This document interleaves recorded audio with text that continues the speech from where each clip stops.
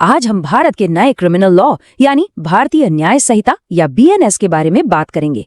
कभी सोचा है कि जब कोई जुर्म होता है तो कानून उसे कैसे देखता है, मतलब सजा दी ही क्यों जाती है?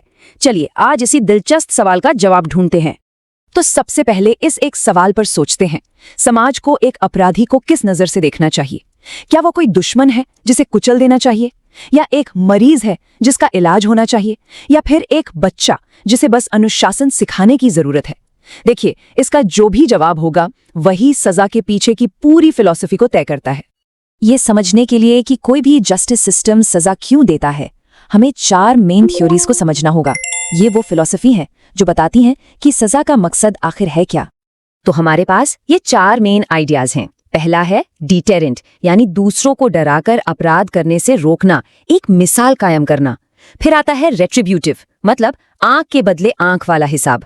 तीसरा है प्रिवेंटिव, जिसका सीधा सा मतलब है अपराधी को फिजिकली दोबारा जुर्म करने से रोकना। और आखिर में रिफॉर्मेटिव, जो अपराधी को सुधार कर समाज में वापस लाने पर जोर देता है। जैसा कि इस स्लाइड पर देख सकते हैं, फिक्टे का ये कोट पूरी बात कह देता है। कानून का असली मकसद सजा देना नहीं, बल्कि उसे होने से रोकना है। सोचिए, जैसे कोई अपनी जमीन पर अंदर आना मना है का बोर्ड लगाता है। वो असल में किसी पर केस नहीं करना चाहता, वो तो बस चाहता है कि लोग दूर रहें। बस यही है प्रिवेंटिव थ्योरी का सार। तो ये तो हो गई थ्योरी की बात। अब देखते हैं कि असल में भारतीय न्याय संहिता यानी बीएनएस अदालतों को सजा देने के लिए कौन कौन से टूल्स देती है। बीएनएस का सेक्शन 4 6 तरह की सजाओं के बारे में बताता है। इसमें सबसे संगीन जुर्मों के लिए मौत की सजा और उम्र कैद से लेकर आम जेल, प्रॉपर्टी जब्त करना और जुर्माना लगाना शामिल है। लेकिन इसमें एक नया और बहुत दिलचस्प एडिशन भी है, कम्युनिटी सर्विस। और हाँ, ये जो कम्युनिटी सर्विस है ना, ये बीएनएस में सबसे अहम और मॉडर्न बदलावों में से एक है। तो चलिए जरा देखते हैं कि ये काम कैसे करती है। ये सच में एक बड़ा बदलाव है। जेल की सलाखों के पीछे डालने के बजाय ये तरीका अपराधी से कहता है कि वो समाज को कुछ वापस दे। ये सजा के बारे में सोचने का एक बिल्कुल अलग नजरिया है, खासकर छोटे मोटे अपराधों के लिए। तो ये कम्युनिटी सर्विस किन अपराधों के लिए है? कानून इसे लेकर एकदम क्लियर है।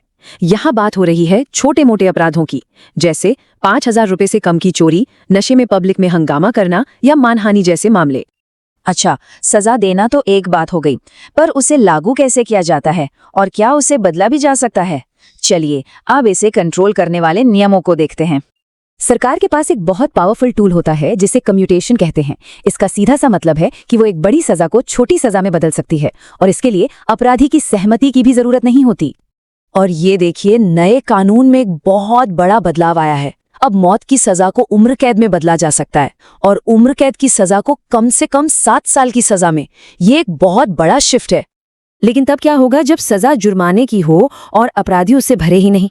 खैर, कानून में इसके लिए भी साफ साफ नियम बनाए गए हैं। मामला एकदम सीधा है। जैसा कि यहाँ देख सकते हैं, जुर्माना जितना ज्यादा होगा, उसे न भरने पर जेल की सजा भी उतनी ही लंबी होगी। और मजे की बात यह है कि यही लॉजिक कम्युनिटी सर्विस पूरी न करने पर भी लागू होता है।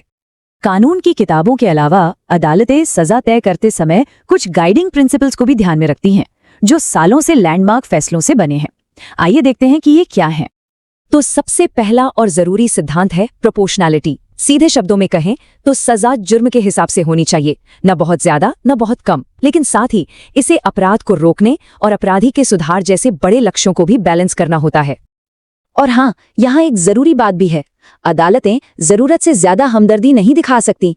अगर सजा बहुत हल्की लगे तो इससे जस्टिस सिस्टम पर लोगों का भरोसा कम हो सकता है। इसलिए बैलेंस बनाना बहुत जरूरी है। आखिर में ये सब कुछ बैलेंस का ही खेल है।